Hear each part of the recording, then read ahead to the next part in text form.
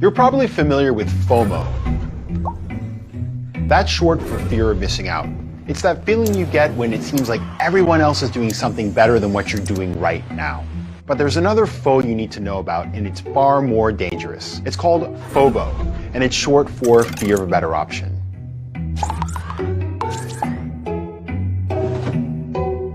We live in a world of overwhelming choice. Even decisions that used to be simple, like choosing a restaurant or making everyday purchases, are now fraught with overanalysis. Technology has only made the issue more pronounced. If you want to buy a pair of white shoelaces online, you have to sort through thousands of items and read through hundreds of reviews. That's an astounding amount of information to process to just buy 2 pieces of string that cost less than your morning latte. Chances are you've experienced FOBO when you struggle to choose just one from a group of perfectly acceptable outcomes. It's a symptom of a culture which sees value in collecting and preserving as many options as possible. You might wonder why all of this is so bad. It seems counterintuitive. Shouldn't it be a privilege to have so many good options to choose from? The problem is, FOBO induces such severe analysis paralysis that it can negatively impact both your personal and your professional life. When you can't make decisions with conviction, you waste precious time and energy. Luckily, there is a way to overcome FOBO. Here's the secret. With any decision you make, you first have to determine the stakes, as this will inform your decision-making strategy.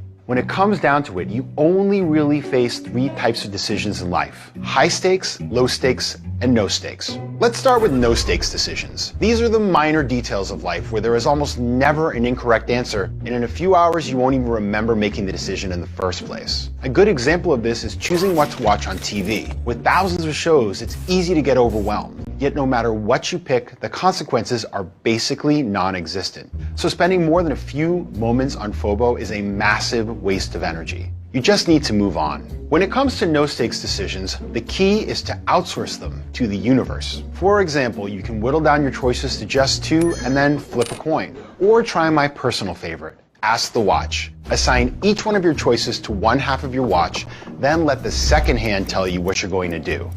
Looks like I'll be having a fish.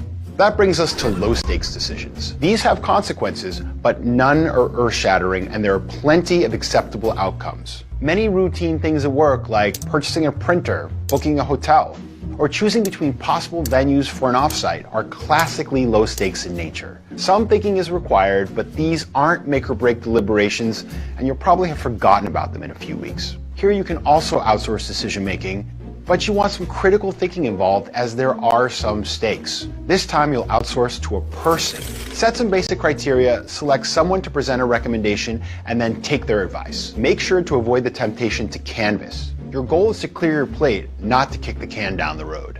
Now that you've tackled low stakes and no stakes decisions, you've created the space and time you'll need to handle high stakes decisions. These are things like, which house should I buy, or which job should I accept? Since the stakes are high and there are long-term implications, you absolutely want to get it right. Before we get to work, let's establish a few basic principles to guide you through the process. First, think about what really matters to you and set your criteria accordingly. Second, gather the relevant facts. Make sure you collect data about all of the options so you can be confident that you're truly making an informed decision. And third, remember that FOBO by nature comes when you struggle to choose just one from a group of perfectly acceptable options. So no matter what you choose, you can rest assured that the downside is limited. Now that you've established some ground rules, the process can begin. Start by identifying a front-runner based on your intuition. Then compare each of your options head-to-head with the front-runner one by one. Each time, choose the better of the two based on the criteria and discard the other one. Here's the trick to avoiding FOBO.